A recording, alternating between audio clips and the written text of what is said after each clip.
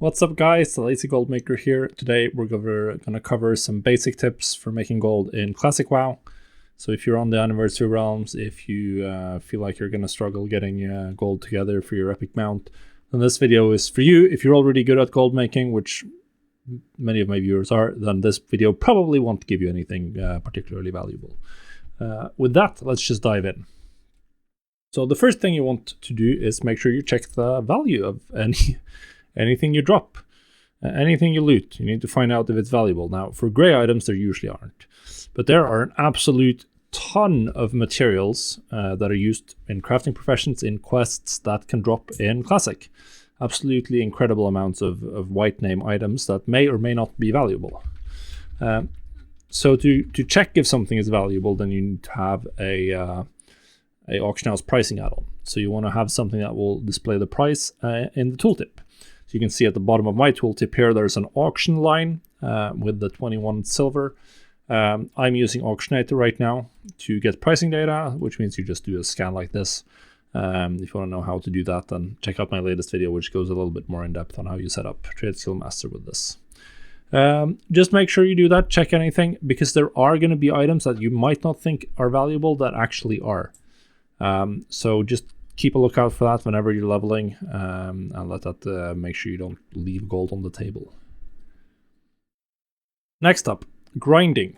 So leveling can be slow, quest progress can be a little bit slow, and in some cases it might be better to grind. Now obviously a lot of the hardcore players are just doing dungeon grinding, which is the most efficient because it's not capped by anything except the reset timer of the dungeons.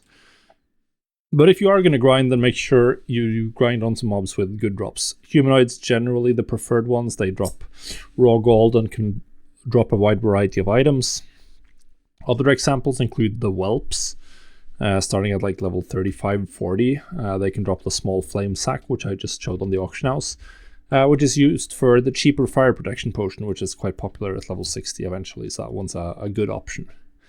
There's a lot of different mobs you can grind, but starting from 30-35, if you figure out that you want to grind for half a level or whatever, try to do it at somewhere where you'll get some gold out of it as well. Next up, professions. This is a big one. Crafting professions are super profitable and can often be leveled profitably. So a lot of people will be doing like gathering while they're leveling to try to get some gold. And there's nothing wrong with that. It certainly works. But I much prefer going for crafting professions early on. There's a lot of methods to make money. I'm going to cover one of them in one of the later tips. Yeah, there are a lot of recipes that you can craft and sell for a profit while leveling. You can turn, if you have tailoring, you can craft a lot of different tailoring items and disenchant them on another alt, which you can do at level with no level requirement, as far as I remember in Classic. And then there are other items as well. You can do this with cooking. You can do it potentially with engineering, because there are some lower level engineering consumables that are good the entire way, all the way up to 60. So look for that whenever you're leveling your professions and try to take advantage of that. There's also gear items, stuff like tailoring, when you get into the spell power gear range, which is about 35-40. That's where you can start crafting gear with spell power on it, which is really strong for casters, and they're going to want to equip that as soon as possible. So that's a market that's quite consistent for the long term as well. So, as I said before, we're going to cover one that's very specific. Wands. Great Magic Wand. This one is very good. Every caster leveler wants this early. It's a great little, you can do this on a level 5 alt already. I'm not sure if how much the profit is. Depends on how much the greater magic essences are going for. You see that the profit margin is a little thin, but you can often find disenchant items quite cheap to get the greater magic essence. You also have the lesser ones as well that you can use to make some money. You can even raw gold shuffle them. They're about 15 silver to sell to the vendor, so if you can grab any greater magic essences below that, when you're starting out, you can get some essentially completely free gold to help you get your first early skills going. Next up, Bank Alt. This is necessary. This would be mine. I'm not sure if I'm going to play much, but I have set one up. So you want to level to level 5, and then you want to run into town. Why level 5? Well, then you can have professions. Most valuable one is enchanting. You can use that to disenchant anything you want and do disenchant searches.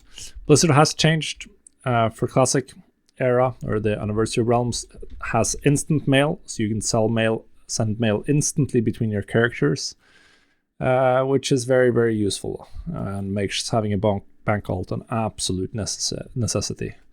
So essentially, you just have one character that sits in town. You mail anything you want to sell on the auction house over to this guy. Then you use that to post them on the auction house. You collect all your sales. You can also do flipping, like material flipping, which is a great entry-level market, which I have an old guide for, which I'm going to link in the video description if you want to get into that. There's also the disenchant searches you can do with enchanting just trained at level 5. This will just look through the auction house and try to find any item that is profitable to just disenchant as is, which you can often find. Lastly, so the last tip we have is sort of leveling related. It's no secret, the higher level you are, the more gold you can make, because mobs drop more gold. You get access to more professions, and you'll just have more raw gold around, so you can actually level all your professions to higher level.